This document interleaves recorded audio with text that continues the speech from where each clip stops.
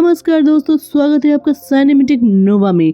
चलिए कहानी की शुरुआत करते हैं। कहानी शुरू होती है जब विग और मैंडेला अपने एक दोस्त के घर की पार्टी में जाने के लिए तैयार हो रहे होते हैं। मैंडेला विग से कहती है, क्या तुम मेरी हिल्स पहनने में मदद करोगे? विग खुशी खुशी उसकी मदद करता है।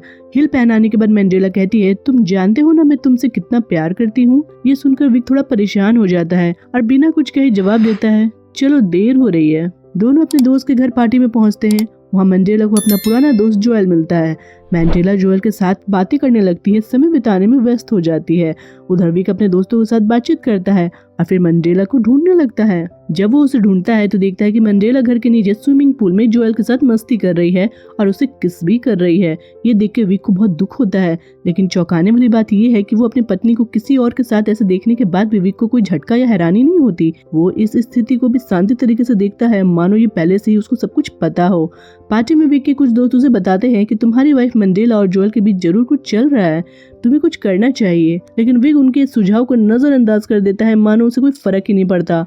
कुछ समय बाद मैंडेला पार्टी में पियानो बजाना शुरू करती है और उसे पियानो बजाते देख विक के चेहरे पे मुस्कान लौट आती है। ये वही मैंडेला थी जो कुछ देर पहले किसी और आदमी के साथ इमोशनली इन्वॉल्व थी, लेकिन अब पियानो बजाते हुए उसे देखकर विक बहुत खुश नजर आता है। विक का ये बर्ताव सभी को काफी हैरान करता है। पार्टी के दौरान जोएल और विक आपस में बात कर रहे होते हैं। जोएल कहता है कि तुम कितने अच्छे हस्बैंड हो, तुम अपनी वाइफ की पर्सनल लाइफ में बिल्कुल भी दखल नहीं देते, तुम्हें कोई फर्क नहीं पड़ता कि वो किसके साथ क्या कर रही है। इस पर विक जवाब देता है कि तुम्हें पता है मेरी वाइफ का एक पुराना बॉयफ्रेंड था मार्टिन, और क्या तुम्हें ये पता है कि मार्टिन अब इस शहर में से गायब हो गया है? जोएल चौंक के पूछता है, क्यों, आखिर वो गायब क्यों हो गया? विक कहता है, मैंने उसे मार डाला, जो भी मेरी वाइफ के करीब आता है मैं उसे खत्म कर देता हूँ। ये सुनकर जोएल काफी डर जाता है और घबराहट से पार्टी के बीच को ही छोड़ के वहाँ से भाग जाता है। पार्टी के बाद मैंडेला विक से पूछती है, क्या तुमने जोएल को धमकाया था? वो पार्टी बीच में ही छोड़ के क्यों चला गया? विक शांति से जवाब देता है कि नहीं, मैंने उसे बिल्कुल भी नहीं धमकाया। विक और मैंडेला घर लौटते हैं। उनकी एक छोटी बेटी होती है जिनका नाम होता है ट्रिक्सी। ट्रिक्सी की देखभाल के लिए एक बेबी सिस्टर घर पर आती है। उस दिन बेबी सिस्टर के सामने ही मैंडेला अचानक अपना टॉप उतार देती है। ये देखकर विक बेबी सिस्टर को समझाता है कि मेरी वाइफ एक अलग संस्कृति से ताल्लुक रखती है, वो ब्राजीलियन है और काफी ओपन माइंडेड है, इसलिए इसे दिल पर मत लो। मैंडेला इस पर कहती है कि अमेरिका कितना घुटन भरा है, यहाँ लोग कितने रिवर्स रहते हैं। इसके बाद विक मैंडेला को बॉडी मसाज देता है और उससे पूछता है कि तुम्हें हमेशा ऐसे लड़के ही क्यों पसंद आते हैं जिनके पास ना दिमाग होता है ना ही कोई इंटेलिजेंस। मैंडेला जवाब देती है कि मैं उन लड़कों को उनके दिमाग के लिए नहीं चुनती बल्कि अपने प्लेजर के लिए चुनती हूँ। बॉडी मसाज के बाद मैंडेला विक से कहती है कि वो दूसरे कमरे में जाकर सोए। यहीं से हमें ये पता चलता है कि पति पत्नी अलग अलग कमरों में सोते हैं। मैंडेला और विक की शादीशुदा जिंदगी बाहर से देखने पर एकदम परफेक्ट लगती है, लेकिन अंदर से ये पूरी तरह से बिखरी हुई है।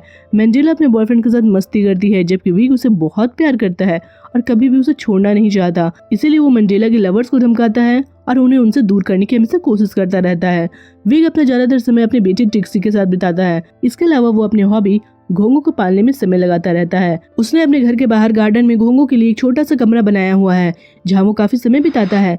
मैंडेला और विक की बेटी ट्रिक्सी बहुत स्मार्ट होती है। आज वो अपने स्कूल के प्रोजेक्ट के लिए रेकाडास रिएक्शन से चलने वाला एक छोटा सा रोबोट बना रही है। ट्रिक्सी इतनी होशियार है कि वो अपने माता पिता के बीच चल रहे तनाव को अच्छी तरह से समझती है। एक दिन जब विक ट्रिक्सी को स्कूल छोड़ने जाता है तो स्कूल की टीचर फैली, जो विक की बहुत अच्छी दोस्त है, उससे बात करती है। फैली कहती है कि मुझे सुनने में आया है कि कुछ मर्डर हो रहे हैं। जोएल पूरे टाउन में ये बात फैला रहा है कि तुमने अपने वाइफ के एक्स बॉयफ्रेंड मार्टिन का मर्डर किया है। विक कहता है, मैं तो उससे मजाक कर रहा था। इस पर कैली जवाब देती है, चाहे मजाक हो या सच, तुम्हारा आइडिया काम कर गया, अब जोएल तुम्हारे घर के आसपास भी नहीं भटकेगा। विक के दोस्तों को भी ये बात पता चलती है। वो विक को समझाता है कि देखो, मैंने मर्डर नहीं किया, मैं तो बस जोएल के साथ मजाक कर रहा था। लेकिन उसकी पत्नी मैलिंडा बहुत गुस्सा हो जाती है। वो चिल्लाकर कहती है कि तुमने मेरे दोस्त को डरा के पार्टी से भगा दिया और मुझे लगता है कि तुम्हें मार्टिन का मर्डर भी किया है। मैलिंडा आगे कहती है कि जोएल को डिनर पे बुलाना पड़ेगा और उससे माफी भी मांगनी होगी। मैलिंडा जोएल को डिनर पे बुलाती है। डिनर के बाद मैलिंडा विक से कहती है कि तुम ट्रिक्सी के रूम में जाओ और उसके बेड टाइम स्टोरी सुनाओ, मैं जोएल के साथ समय बिताना चाहती हूँ। विक ट्रिक्सी के रूम में जाकर उसे कहानी सुनाने लगता है। ट्रिक्सी उससे पूछती है कि मॉम दूसरे आदमी के साथ अजीब बिहेव क्यों करती है? मुझे ये आदमी बिल्कुल भी पसंद नहीं है, मैं आपको और मॉम को साथ देखना पसंद करती हूँ, किसी और के साथ नहीं। विक ट्रिक्सी को शांत कराता है और कहता है कि मैं जानता हूँ, कोई बात नहीं, तुम सो जाओ। इसके बाद विक अपने ही घर में मैलिंडा और जोएल को मस्ती करते हुए देखता है। गुस्से में वो किचन में जाके जोर से प्लेटें पटक देता है। आवाज सुनकर मैलिंडा और जोएल बाहर आते हैं। विक जोएल से कहता है कि मैं तुमसे कोई माफी वाफी नहीं मांगने वाला, लेकिन एक बात जान लो, मार्टिन का मर्डर मैंने ही किया है, हथौड़े से मार मार के। जोएल पूरी तरह से डर जाता है और घर से भाग जाता है। अगले दिन विग, मैंडेला और ट्रिक्सी अपने एक दोस्त की पार्टी में जाते हैं। वहाँ उनकी मुलाकात एक राइटर डॉन से होती है। डॉन विग से पूछता है कि तुम क्या करते हो। विग बताता है कि मैं एक सॉफ्टवेयर इंजीनियर हूँ और ऐसे चिप्स बनाता हूँ जो ड्रोन टेक्नोलॉजी में इस्तेमाल होती है। डॉन मजाक में कहता है कि ड्रोन टेक्नोलॉजी मतलब तुम अफगानिस्तान में बम गिराने का काम करते हो।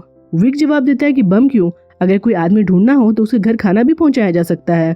डॉन तंज कसता है, खाना पहुंचाया तो जा सकता है लेकिन असल में से बम गिराए जाते हैं। इस बात पर दोनों के बीच बहस छिड़ जाती है। अंत में जब डॉन बहस हारने लगता है तो वो कहता है, मैंने सुना है कि तुमने मार्टिन को मारा है। विग पार्टी में अपने कॉलेज फ्रेंड और ट्रिक्सी के स्कूल की टीचर कैली के साथ डांस करता है। मेलिंडा ये देखकर काफी जलन महसूस करती है। पार्टी से रिटर्निंग के टाइम ही मेलिंडा विग से माफी मांगती है और उसे मनाने की कोशिश करती है। इसके बाद दोनों घर पहुंच के पेसन के साथ एक दूसरे के करीब आते हैं।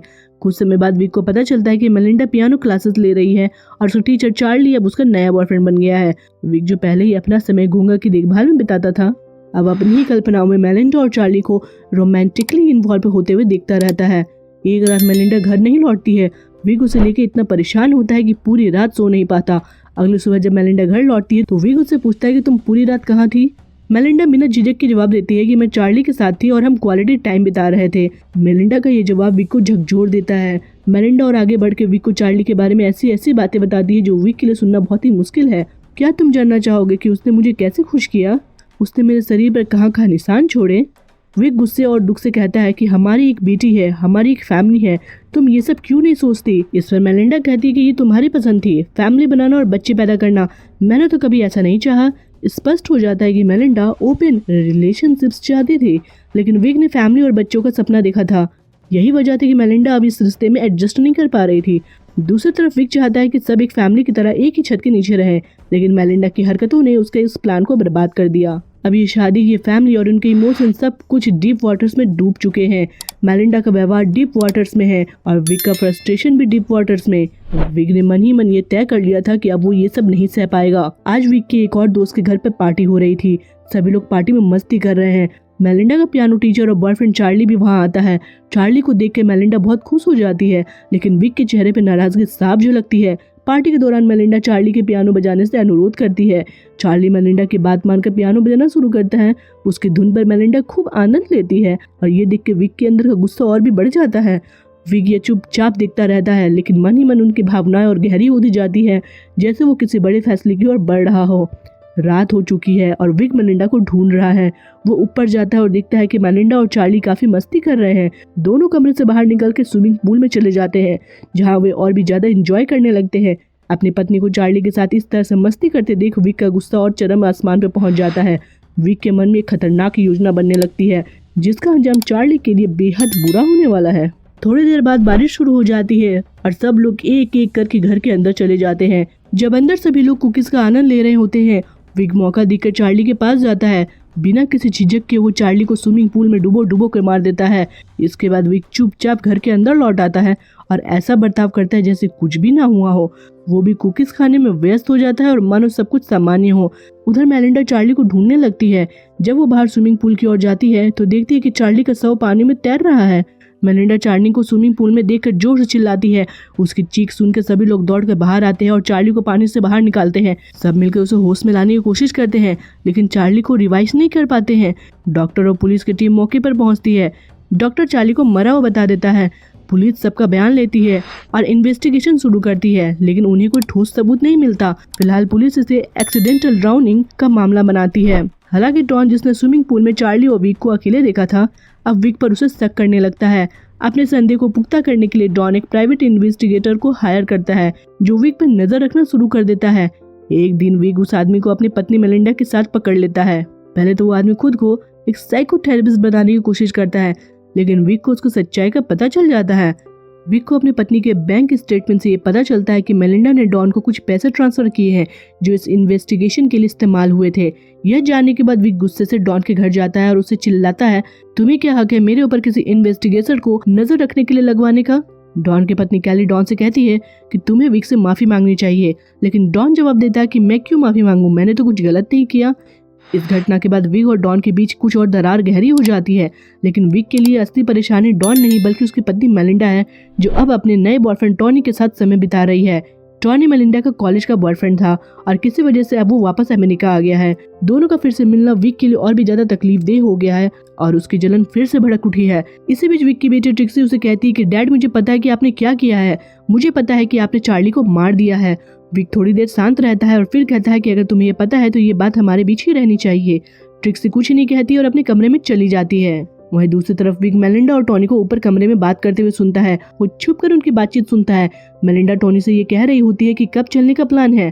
ट्रिक्सी को धीरे धीरे उसकी आदत पड़ जाएगी, वहां जाकर वो एडजस्ट कर लेगी। मेलिंडा की बातें सुनकर विक को एहसास होता है कि मेलिंडा ब्राजील जाने का प्लान बना रही है। वो न केवल टॉनी के साथ वहां बसने की सोच रही है बल्कि ट्रिक्सी को भी अपने साथ ले जाने की योजना बना रही है। इस बात ने विक को भीतर से झकझोर दिया। अब उसके दिमाग में चल रहे सवालों ने उसकी जलन और गुस्से को और भी बढ़ा दिया था। अगले दिन विक का गुस्सा और बढ़ जाता है जब टोनी मेलिंडा के बुलाने पर उसके घर आता है। टॉनी और मेलिंडा साथ में लंच करते हैं, डांस करते हैं और जंप कर एंजॉय करते हैं। विक के लिए ये सब सहना बेहद मुश्किल हो रहा था। विक ने मनी मनी खतरनाक योजना बना ली। अगले दिन जब टोनी एक रेस्टोरेंट से निकल रहा होता है तो विक उसे रोकता है और कहता है कि मेलिंडा ने पास ही की एक प्रॉपर्टी देखी है, चल उसे देखने चलते हैं। टोनी पहले झिझकता है लेकिन विक के जोर देने पर वो कार पे बैठ जाता है। विक और टोनी छोटे से कस्बे से दूर एक हाइकिंग साइट पर निकलते हैं। रास्ते में विक जानबूझकर कार को बहुत ही रफ तरीके से चलाता है जिसे टोनी को अजीब लगता है और वो थोड़ा असहज हो जाता है। हाइकिंग साइट पर पहुंचने के बाद दोनों कार से उतरते हैं और ट्रैकिंग शुरू करते हैं। टोनी थोड़ा आगे बढ़ जाता है जबकि विक पीछे से एक बड़ा पत्थर उठाता है। जैसे ही टोनी थोड़ा और आगे बढ़ता है तो विक बिना देर किए उस पर हमला कर देता है। पत्थर टोनी के सिर पे जोर से जाके लगता है जिससे वो अपना संतुलन खो देता है।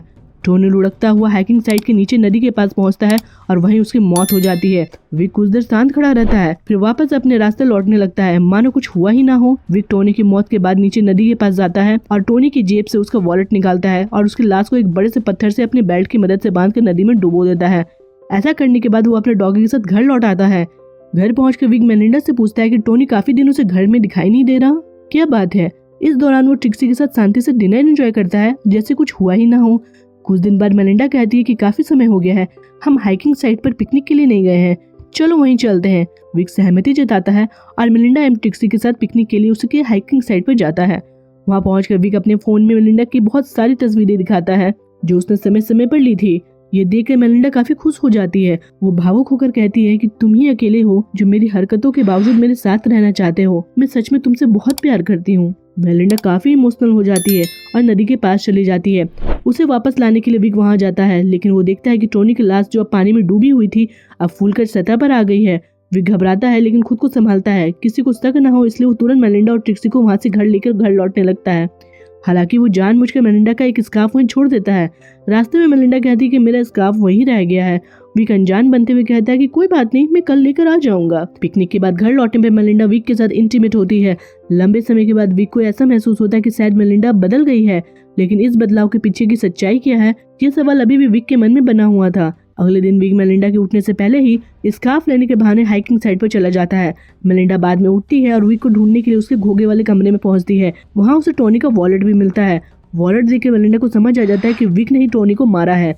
वो तुरंत डॉन को कॉल कर देती है। इधर हाइकिंग साइट पर विक टोनी की लाश को ठिकाने लगाने की कोशिश कर रहा होता है, तभी अचानक डॉन वहां आ जाता है। डॉन उसे पकड़ते हुए पूछता है कि तुम यहाँ क्या कर रहे हो। विक जवाब देता है कि मैं अपनी वाइफ का स्कार्फ ढूंढने आया था। डॉन अपनी जेब से स्कार्फ निकालते हुए कहता है कि स्कार्फ तो मेरे पास है। इसी दौरान वो विक को अपने पानी को लाश में धकेलते हुए देख लेता है। ये देखकर डॉन डर जाता है और वहाँ से भागने लगता है। भागते भागते वो कहता है कि मुझे एक नई स्क्रिप्ट मिल गई है जिस पर मैं अब किताब लिखूंगा।